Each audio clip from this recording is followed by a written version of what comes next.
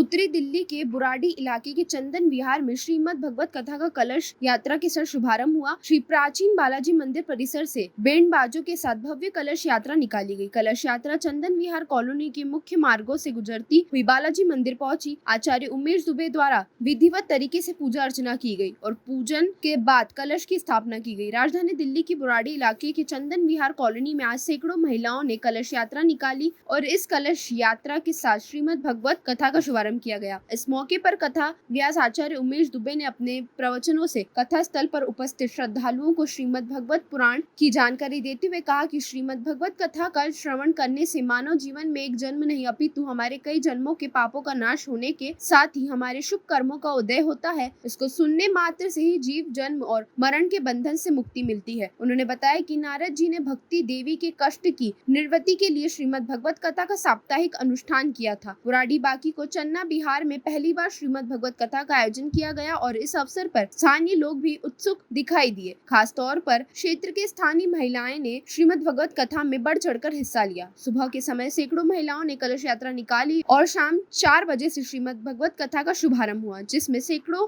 भक्त उपस्थित रहे। कथा के बीच में भोजन के दौरान भक्त खुद को नाचने से नहीं रोक पाए और हर कोई भजनों के दौरान भक्त खुद को नाचने से नहीं रोक पाए और हर कोई श्रीमद् भगवत कथा के दौरान भक्ति में सरोबार दिखाई दिया। समय के साथ साथ लोगों की संख्या भी बढ़ती रही और अंत में आरती के बाद सभी को प्रसाद वितरित किया गया। कथावाचक आचार्य उमेश दुबे ने कहा कि भगवत कथा सुनने मात्र से ही प्राणी के पापों का हरण हो जाता है, इसीलिए अब उनका प्रयास रहेगा कि वह हर साल जन कल्याण हेतु भगवत कथा का आयोजन रखें। इस तरीके से बच्चे और युवा पीढ़ी में भी धर्म के प्रति जुड़ाव और अच्छे संस्कार आ सकेंगे।